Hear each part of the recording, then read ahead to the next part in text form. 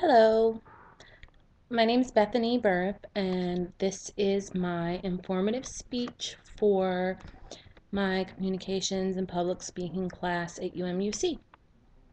My speech is about single mothers and, well, single families in general, and statistics that the children that from single parent families face. And the reason why I picked it is because I am a single mother and I also came from a single parent household. And when you hear some of the statistics, it's very, very scary. And I remember when I had my daughter, you are thinking, your child's already starting out with the strike against them, and how do you, as a single parent, do everything that you can to ensure that your child has all of the same advantages in life that children from married parents have. My daughter, every day on the way to school, there's a billboard that says children from married parents do better in school. And she hates that billboard. Every single day she's got to point that out, how that's not true, because she comes from a single parent household and she gets straight A's. So um, that will be something I discuss in my persuasive speech on why there are exceptions to the rules and to the statistics, and ways that you can ensure that your child is not just another statistic. So some of the things within researching this that I have found, which is it's very interesting, that 1 in every 2 children will at some point in their life live in a single parent household.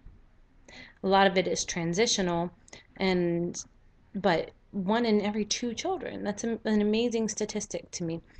And one thing that you have to take into account is statistically it's a single parent household. That doesn't mean that the parent is maybe just not married to the child's father, um, or they don't have somebody that's co-parenting with them. So the statistics can be somewhat skewed. Um, 1 in every 3 babies are born to unmarried parents. 1 in 4 children currently live with just one parent, and 1 in 8 are born to a teenage mother.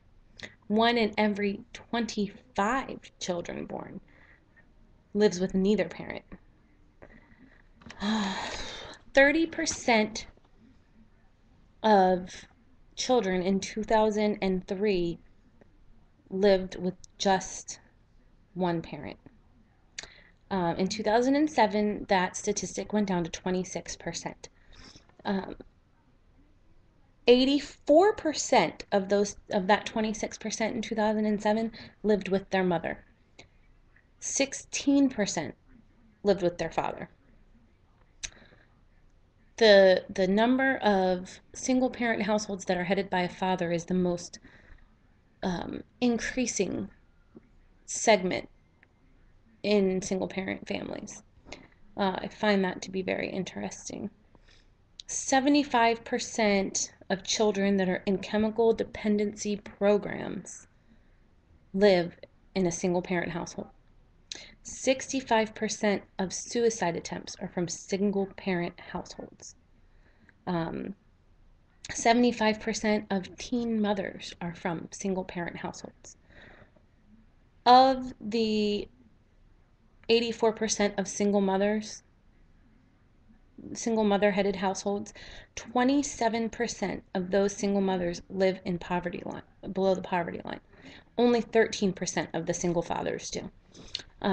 That is based on a lot of things, I think, but one would be the income difference between men and women. Also, how many single mothers have their college degrees. I know that in my case, for me to have a job like I have and to make the money that I do make without having a bachelor's degree it's pretty rare. 12% of U.S. females are female maintained. That's been no change in the last 15 years. Um, what else is there? 4% are male maintained. 28% of UK families are headed by a single parent. So they're really not that much lower than the US. Um, Children from single parent families are 2 times as likely to have a baby before the age of 20, 1.5 times more likely to be out of school and work as a late teenager, young adult. Slightly more than 35% of single mothers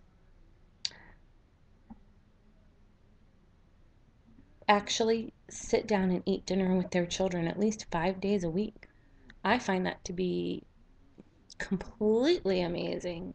I know a lot of single mothers work jobs where they're not home at dinner time, but um, 35% is a pretty huge number. Children from single parent households are 5 times more likely to grow up in poverty. And 22% of children from single parent families receive Medicaid, 23.5% receive food stamps, 12% live in public housing. 39% of single mothers are 40 years old or older. 54% of single mothers have just one child, and 46% have two or more. 39% of single mothers live in poverty, and 8% of married families live in poverty.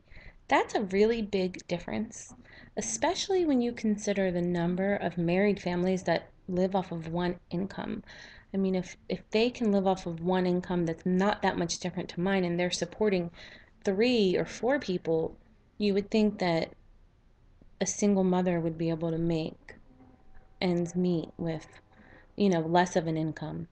Um, the median income of a single mother is only $25,500 a year.